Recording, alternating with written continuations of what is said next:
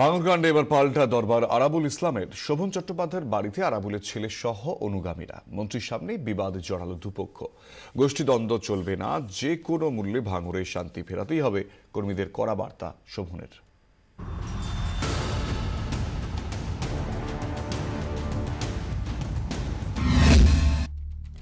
সমস্ত অশান্তির মূলে আরাবুল। বুধবার দলে জেলা সভাপতির কাছে ঠিক এই ভাষাতেই ক্ষোভ উগরে দিলেন ভাঙড়ের তৃণমূল কর্মীদের একাংশ। ছিলেন পঞ্চায়েত সমিতির বহু সদস্য।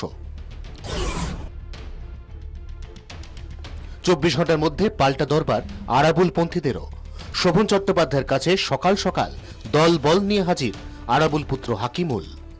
কথা বলতে এসেছিলাম, সার্বিক পরিস্থিতি নিয়ে কথা বলেছি, আলোচনা করেছি, এই হচ্ছে ব্যাপার, আর কিছু না। আরাবুল পুত্রের দাবি, তাদের পক্ষেই রয়েছেন ভাঙড়ের তৃণমূল কর্মীরা, এমনকি অধিকাংশ পঞ্চায়েত সমিতির সদস্য তাদেরই দিকে। হাকিমুলের অভিযোগ, বুধবার যারা এসেছিলেন তারা আদপে পঞ্চায়েত সমিতির সদস্যই নন। আমার জিজ্ঞাসা করুন, এখানে একদম মেম্বার, সবাই মেম্বার। এটা ভুল বলেছে, না ভুল বলেছে, এটা ভুল কথা। হাকিমুলের দলবল থাকতে থাকতেই শোভন চট্টোপাধ্যায়ের কাছে হাজির হন বিরোধী গোষ্ঠীর কিছু সদস্য। তার সামনেই শুরু হয়ে যায় দুপক্ষের তুমুল বচসা। দলেরই তিন গোষ্ঠীর বিবাদ, রোজের অশান্তি, এসব যে আর মানা হবে না তা স্পষ্ট করে দিয়েছেন শোভন চট্টোপাধ্যায়।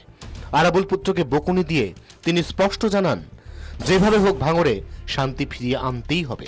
অনেক ক্ষেত্রে কিছু ইনফরমেশন তো আসছে, যত গ্যাপ অফ টাইম ভাঙড়ে শান্তি ফেরুক, এটাই আমরা চাই। ক্যামেরা অরিন মুখার্জির সঙ্গে দেবারতী ঘোষের রিপোর্ট, ২৪ ঘন্টা।